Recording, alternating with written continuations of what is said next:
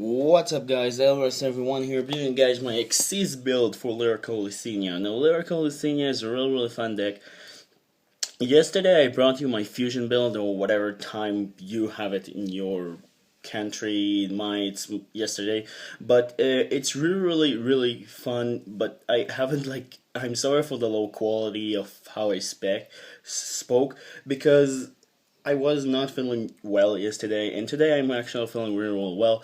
But this is mostly an XYZ build. I'm missing some cards in the extra deck, so I actually add a little bit more a fun way to just out Dimensional Barrier, which could be still a really bad matchup for this card. So without further ado, let's get started. So starting off with your Lyrilusc monsters, you want to run triple Triangle Wobbler. This one is the one that I have the worst way to pronounce, whatever. Well, this card, what it does, it's a turret up in the deck when you basically control no monsters. And basically, if this card, so basically most of their effects, like all of their effects, if they're a special summon, they're a trigger something. So you want to control no monster when you special summon it, and when you special summon, you basically getting to special summon a Lyrilusc monster from your deck, or not deck, from your hand or graveyard. So it's really important. The next one you want to run is triple Cobalt Sparrow. Cobalt Sparrow, what she does is basically when she special summon, you basically getting to get a search for Winged Beast level 1, so it's really nice. Then its other effect is basically when it's used in XYZ material, the monster cannot be targeted by a card effect if it's a winged beast. It's really important to remember that. Then lastly, for the only Lyrilusc monster we got triple Lyrilusc Sapphire Swallow. Sapphire Swallow, what she does is basically when you control a Winged Beast type monster, you can special summon this card and another Winged Beast from your hand. So it's basically really good for field swarming, which you really want. Then her other effect is, it's basically you can attach a one Lyrilusc has to be? Yeah, you can target one Lyrilusc monster in your graveyard and attach to it the XYZ monster when you XYZ summon it. So basically, let's just say you use like this, and like whatever, another this, because when she's special summon, hold on a second. So basically, let's just say you open up like this and this in your hand. So basically, you almost special summon this, special summon this, special summon, search for this, special summon this whenever a Winged Beast in your hand.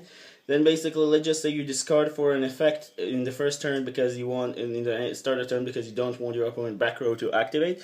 You basically can attach like another one of these that you just sent to the graveyard. So that is really powerful in my opinion, and that's all the Lyrilusc monsters, unfortunately, for now. Next up, because it's a Lyrilusc deck, and because Rui is the sister of Shun, we also run triple Painlanius and triple Asterix for the time being, because we don't have other like Lyrilusc monsters. Those two monsters are really good. They're basically really good Raid Raptor monsters. They're working really well as well. And here, because Painlanius, what it does is basically a special summon if you control another Raid Raptor monster, and it's another level 1, which is really important. And last trick is just basically another good level 1, and it's opening up a really nice plays of rank ups. So I do run rank ups in this build. And then for other monsters, you want to run triple Battle Fader, because it's saving your field if you don't have any other monsters, and it's another level 1 if you need it for next turn. And then one Snowbell. Now I do want to run double. For now I don't have the place, but you do want to run double. This card is really good. It's just basically another free special summon if you control two winged beasts. But because I don't have a lot of winged monsters, so not winged beasts, but control only winged monsters and 2 of them. Because I don't have a lot of winged monsters, I'm actually considering just still play it at 1. And then for our last monsters, you want to run 1 Maxi because it's a really good hand trap.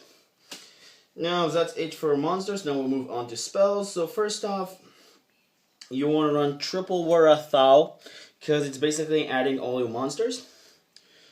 Double Allure of Darkness, because you have how many targets that is? It's basically 1, 2, 3, 4, 5, 6, 7, 8, 9 targets.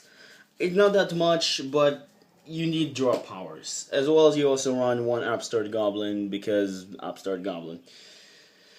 And that's it for your draw power. Now we move on to other spells. So first off, you want to run double Austerophos because it basically you don't need more than 2. If you want to, you can cut it down to 1. But this card, what it does, it's basically a rank up spell, and it really helps. I do not have all the cards that I want in the extra deck to basically make this card the most live as possible. But this card is really good. And and also one last thing, you can basically, if you don't want to draw next turn, you basically can get this card back, but you can only use effect for rank up or whatever. Then for our other generics, I run 1 for 1 Raigeki, double Twin Twister because back row can kill this deck really easily, 1 Soul Charge, and double Instant Fusion because it does give me additional monster from my extra deck. So yeah, that's it for spells. Now we'll move on to traps. Double Icarus attack, because in this deck it's a little bit more live, because I have a lot more winged beast type monsters in my main deck as well as the extra deck, so you want double of this. I really think it's really good disrupting spell. Then double Quaking, because it's really good to just basically make your opponent all monster flip face down, and you can still attack with the Assembly Nightingale, you can still attack directly, so it's really cool. And then 1 Solemn Warning to deal off with those pesky monsters. Now if you want to, you could run a Solemn Strikes or whatever, but I just love this ratio of traps. And that's it for my main deck. Now we'll move on to extra. So first off, free Assembly Nightingale, and then double Independent Nightingale. Now, those two monsters... Sorry, I will move them so you can see the glare. Those two monsters are really important. Assembly Nightingale, because it's an Xyz build and not a synchro fusion build like the other one, it's the most important one. Independent Nightingale is just here for another 500 burn damage and just be another material. But the one important one is Assembly Nightingale, because she can attack directly, she can detach a material during your player's turn and not be affected by or destroyed by opponent card effects or whatever, and then she can attack the same number of times she have materials and get 200 attack for each. So let's just say she got 5 materials, she can attack for 5,000, so it's really fun.